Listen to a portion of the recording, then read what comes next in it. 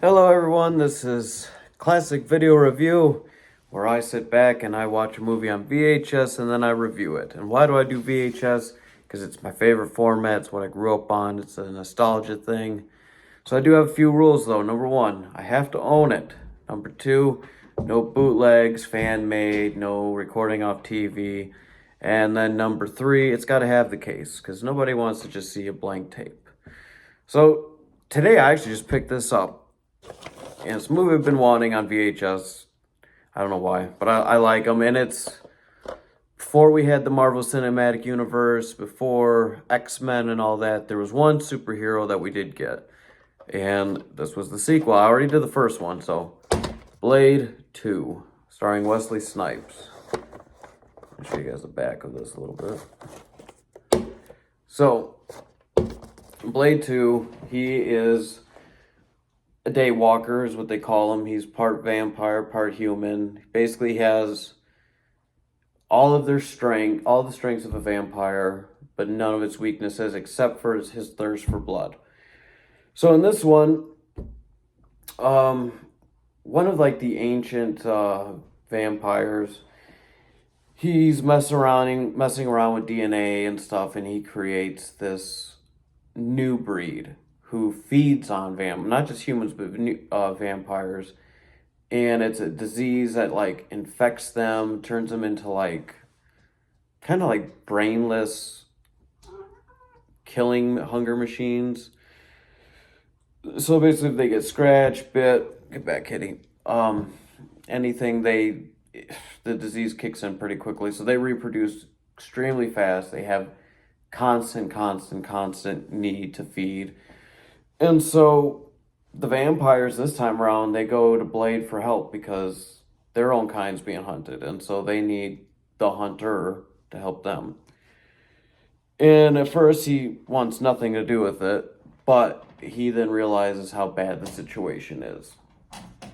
Another part is at the beginning of this film, his mentor, guy who took him in when he was a kid, Wesley, he had went missing at the end of the first movie, and he finally finds him. He, of course, was bitten and turned, but Blade was able to use the antidote that they created in the first film to cure him. He also has a new partner, which happens to be the guy from Walking Dead. It's kind of probably one of his first films, because he's really young in this one.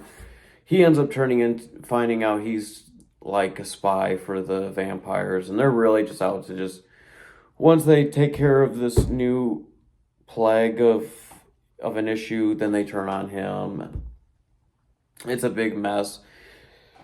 At first, the head vampire, he doesn't tell him anything. No one really even knows, even the daughter who's helping Blade. Then they find out, no, this is the son to him.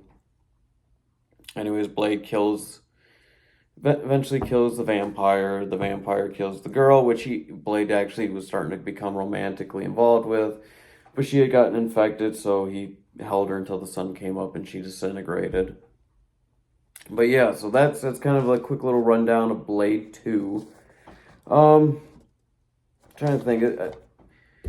I've seen it so many times, so it's hard for me to be like, yeah, I like this one more than the first one. I think the first one's probably better. The second one's very close, though. Very, very close. Third one, too many bad jokes. I don't think I'll ever do Blade 3 because that's a very hard VHS to find. But, so it's New Line Cinema. I think you might be able to find this on Disney Plus. I'm not sure. Amazon, Tubi, you could always try those. So what do I give Blade 2 on a star rating? I don't even remember what I gave Blade 1. A solid 3. It's good story, good writing. A lot of well-known actors. The guy was Ron Perlman. He's one of the vampires that Blade has to team up with. He's in there. He eventually would go on to play like Hellboy and stuff. But yeah, I'd give it a solid 3. It's not a bad film. It's definitely better than the third one. I think if you're going to watch these, Obviously, watch all three, but if you could only watch certain ones, 1 and 2. So, anyways, guys, thanks for watching, and I will see you again tomorrow. Goodbye.